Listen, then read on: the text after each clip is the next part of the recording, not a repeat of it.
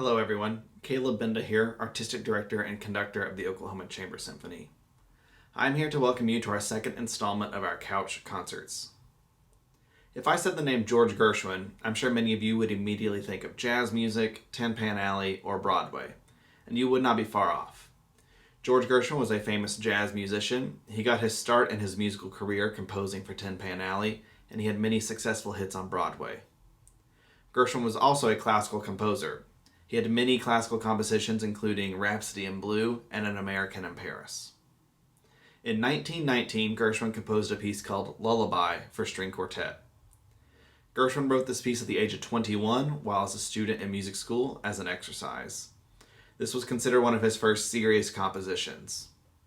What's interesting about the way Gershwin composed this piece was that he sat down at the piano and composed the entire piece with full harmony.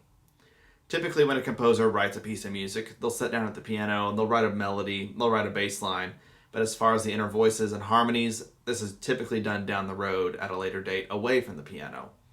Gershwin sat down and composed the entire piece as it is in one sitting. This piece was not very popular during its composition. In fact, Gershwin reused the melody and gave it a second life as an aria in his opera Blue Monday.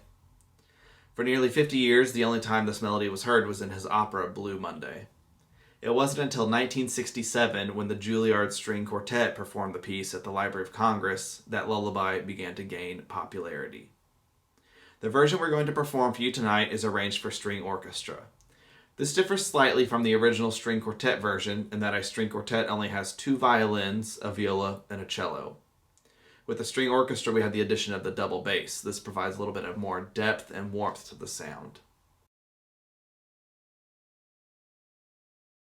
Something that Gershwin uses in this piece frequently is called syncopation. This happens when notes change off the beat, melodies change off the beat, rather than everything happening on the beat. This is a feature that's very prominent in jazz music and ragtime music, two styles that Gershwin was well known for. An instrumental technique Gershwin uses in this piece is called harmonics. The harmonics are most evident at the beginning and ending of the work, but they happen throughout. Typically, when a string player plays their instrument, they will press down on their strings, and this causes the string to shorten. Then, when they play the shortened strings, that causes the pitch to go up. If they release the strings or move their finger further down, the string gets longer and the instrument can produce a lower sound. With harmonics, rather than pressing the string down completely, a string player very lightly touches the strings. Then, when they play the string, the sound that's produced is significantly higher than the normal notes of their instrument. As I said, this happens pretty frequently at the beginning and ending of the piece, but it happens throughout. I hope you enjoyed tonight's performance of Lullaby.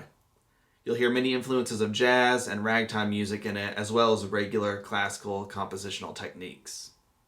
As always, if you'd like to donate to our organization, you can do that at okchambersymphony.com by clicking on the Support tab. If you have any other questions or would like additional information, there's also a contact page on our website that you can reach out to us. Until it's safe for us to see you again in the performance hall, we hope you continue to join us for these couch concerts, and we hope you enjoy the performance. Thank you.